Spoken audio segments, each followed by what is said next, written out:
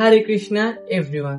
ভগবানকে সরাসরি দেখা যায়, স্বর্গ নরকও দেখা যায়, তাহলে এগুলোকে বিশ্বাস করার প্রয়োজন আছে কি? অনেক লোকের এমনই প্রশ্ন, নিজের চোখে না দেখে তারা বিশ্বাসই করতে চায় না। ভগবানকে যেহেতু দেখা যায় না, স্বর্গ নরকও দেখা যায় না, তাহলে কেনই বা আমরা এগুলোকে বিশ্বাস করব? আজ আমরা সেই সম্পর্কে সংক্ষিপ্ত ও যুক্তিযুক্ত আলোচনা করব। এই সম্পর্কে ছিল কৃষ্ণদাস কবিরাজ গোস্বামী উপমা দিয়েছেন, উলুকে না দেখি কবু সূর্যেরও কিরণ। অর্থাৎ পেঁচা কখনো সূর্যকে দেখতে পায় না। একটা পেঁচা বড় জোর ইঁদুর, আরশোলা, পোকামাকড়ের অস্তিত্ব বিশ্বাস করতে পারে। সারা রাত সেগুলোর সন্ধান করাটাই তার কাজ। কিন্তু সূর্য সম্পর্কে সে অজ্ঞ। যেহেতু সূর্যের অস্তিত্ব নেই বলে সে মনে করে, এখন যদি পেঁচা দাবিও করে সূর্য নেই, তা সত্য নয়। সেই রূপ ব্যাঙ একটি কূপে বাস করে, জীবন অতিবাহিত করে। সেই ব্যাঙ কখনো আটলান্টিক মহাসাগরের কথা বিশ্বাসই করতে পারবে না, কারণ তাদের দৃষ্টিশক্তি, জ্ঞান, বুদ্ধি অত্যন্ত নগণ্য ও সীমিত। তাদের সেই বুদ্ধির সীমার বাইরে কিছু আছে কি না আছে তারা সেটা বুঝতেই পারে না। তাই এসব মূর্খ ব্যক্তিরাও তাদের চিন্তার সীমার বাইরে যেতে পারে না। তাই তারা ভাবে ভগবান নেই, স্বর্গ নরক নেই। এইসবই তাদের মূর্খতার প্রমাণ মাত্র। খরগোশ খুব দৌড়াতে পারে, কোন শত্রুর আগমন বুঝতে পারলে সে খুব দৌড় দিয়ে আত্মরক্ষা করতে পারে। কিন্তু তার একটা বদ স্বভাব আছে, সে কিছু তো দৌড়িয়ে চোখ বন্ধ করে ফেলে, কারণ সে মনে করে আমি কাউকে দেখতে পাচ্ছি না, অতএব কেউ আমাকে দেখতে পাচ্ছে না, সুতরাং আমি চুপটি করে বসে থাকতে পারি। আর এর ফলে খরগোশটি সহজে ধরা পড়ে যায়। নাস্তিকেরও ঠিক একইভাবে বিশ্বাস করে, যেহেতু তারা ভগবানকে দেখছে না, স্বর্গলোক বৈকুণ্ঠ দেখতে পাচ্ছে না তারা, তাই সেগুলোরও কোনো অস্তিত্ব নেই। পেঁচা, খরগোশ, ব্যাঙের মতো এটি মূর্খতার একটি লক্ষণ। লোকেরা ভাবে ভগবান, স্বর্গ নরক ইত্যাদি বলে কিছুই নেই। এইভাবে অস্বীকার করতে পারলেই যা ইচ্ছা এই জগতে খেয়াল খুশি মতো তারা করতে পারবে। কিন্তু এর পরিণতিতে যে কি দুর্গতি হবে পরে সে তা দেখতে পাবে। তখন হয়তো নরকের বেদম খোঁচা খেয়ে খেয়ে বিশ্বাস করবে, ও হ্যাঁ, নরক বলে তো কিছু একটা আছে, এই তো খুব খোঁচা খাচ্ছি। বিদ্যুতের তার লাগানো একটি খাম্বায় খুঁটির গায়ে লেখা আছে সাবধান, কিন্তু কেউ যদি বলে আমি বিশ্বাস করি না যে ওতে বিদ্যুৎ আছে, কারণ দেখতে তো পাচ্ছি না।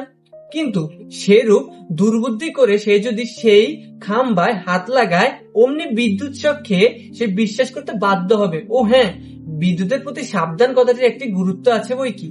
কিন্তু সেই বিশ্বাসের মূল্যই বা কি? একজন লোক শুনেছিল চুরি করলে দণ্ডভোগ করতে হয়, কিন্তু সে যদি ভাবতে থাকে যে দণ্ডভোগ করাটা নিজের চোখে দেখি তারপরে বিশ্বাস করব, নইলে চুরি করা খারাপ কিছু নয় বলে মেনে নেব, তখন হয়তো চুরি করতে গিয়ে সেই লোকটি ধরা পড়ে গেল। অমনি লোকেরা তার মাথায় লাঠির ঘা দিয়ে আঘাত করতে লাগলো, তখন সে অবশ্যই বিশ্বাস করতে থাকবে, ও হ্যাঁ, চুরি করলে দণ্ডভোগ করতে হয়, কথাটিতে বিশ্বাস থাকা উচিত ছিল আমার। পাপী মানুষেরা তাদের অন্তিম লগ্নে এসে ঠিক একইভাবে বুঝতে পারে, হায়, আমার দেহ ছেড়ে আমি এখনই নরকে চলে যাচ্ছি, আমার দুর্দশা কেউই দেখছে না। বুদ্ধিমান মানুষের পক্ষে সত্যি এরকম পেঁচা, ব্যাঙ, খরগোশ, চোর ইত্যাদির মতো দেখে বিশ্বাসের কোনো প্রয়োজনীয়তা নেই। আমরা অনেক কিছুই দেখি না, অথচ সহজে বিশ্বাস করে ফেলি। পৃথিবীর 95% মানুষ তার দাদুর বাবাকে অর্থাৎ তার প্রপিতামহকে দেখেনি, তবু তার বিশ্বাস করে যে তিনি ছিলেন। অনেকে আমেরিকা দেখেনি, তবু বই পড়ে লোকমুখে শুনে তারা বিশ্বাস করে। কিন্তু এখন যদি কেউ বলে আমি আগে আমেরিকা দেখব, তারপর আমেরিকা আছে বিশ্বাস করব, সেই রকম মূর্খের বিশ্বাসের কোনো প্রয়োজনই নেই। যারা দাদুকে দেখেনি অথচ তার কথাগুলি বাবার মাধ্যমে পেয়ে বিশ্বাস করতে পারে, তারা অবশ্যই মুনি ঋষিদের নির্দেশ, তাদের ভগবান সম্পর্কে পুঙ্খানুপুঙ্খভাবে বর্ণনা অবশ্যই বিশ্বাস এবং হৃদয়ঙ্গম করতে সক্ষম হবে। অন্যথায় যদি কারো মনে ঋষিদের কথায় বিশ্বাস না থাকে, শাস্ত্রের কথা বিশ্বাস না থাকে, ভগবানের অস্তিত্বে বিশ্বাস না থাকে, তবে তার আর কোনো কিছু বিশ্বাসের কোনো প্রয়োজনই নেই, কারণ অবিশ্বাসী জীবনের কোনো মূল্যই নেই। কোনো একটি বস্তু দেখতে হলে কতগুলি শর্ত সাপেক্ষ ব্যাপার থাকে। বায়ু, শব্দ, প্রকৃতি অনেক বস্তু আমাদের দৃষ্টির আড়ালে রয়েছে, তাই বলে কি সেসব বস্তুর অস্তিত্ব বিশ্বাস করা যাবে না? আমি দেখছি না বলে কি অন্য কেউ দেখতে পারছে না? এরকম এক নম্বর পাগলের মতো কথা কোনো সুস্থ ব্যক্তি কখনো মেনে নিতে পারবে না। অতি ক্ষুদ্র জিনিস দেখতে হলে অনুবীক্ষণ যন্ত্র লাগে, ঠিক তেমনি অতি দূরের বস্তু দেখতে হলেও দূরবীক্ষণ যন্ত্র লাগে। সঠিক দেখার জন্য সুস্থ চক্ষুর প্রয়োজন, পরিষ্কার দেখার জন্য আলোর প্রয়োজন, আর নিজের চক্ষুকে দেখার জন্য আয়নার প্রয়োজন। অর্থাৎ কতগুলি মাধ্যম ছাড়া আমরা কিছুই দেখতে পারবো না। তেমনি পারমার্থিক চেতনা সম্পন্ন ব্যক্তির বৈদিক শাস্ত্রগ্রন্থের নির্দেশ ইত্যাদির মাধ্যমে ভগবানকে দেখতে হয়। পৃথিবী থেকে স্বর্গ নরকে যাওয়ার পদ্ধতি কিরূপ, এর দূরত্বই বা কত দূর, সেখানে কে থাকে, সেখানে অসংখ্য বর্ণনা বৈদিক শাস্ত্রে রয়েছে। ছিল অভয়চরণারবিন্দ ভক্তিবেদান্ত স্বামী প্রভুপাদ বলেছেন, নাস্তিক লোকেরা বলে যে তারা ভগবানে বিশ্বাস করে না, ভগবান বলতে কেউই নেই। কিন্তু তাদের বুদ্ধিটা তাদের কে দিল? তাদের কথা বলার শক্তি কে দিল তাদের? যদি ভগবান কোনো একদিন এক নাস্তিকের কথা বলার শক্তি কেড়ে নেয়, তাহলে তো সে বোবা হয়ে পড়বে। তবে কি হবে? সে যে বড় বড় কথা বলছে, এই শক্তি তো কেউ না কেউ তাকে দিয়েছে।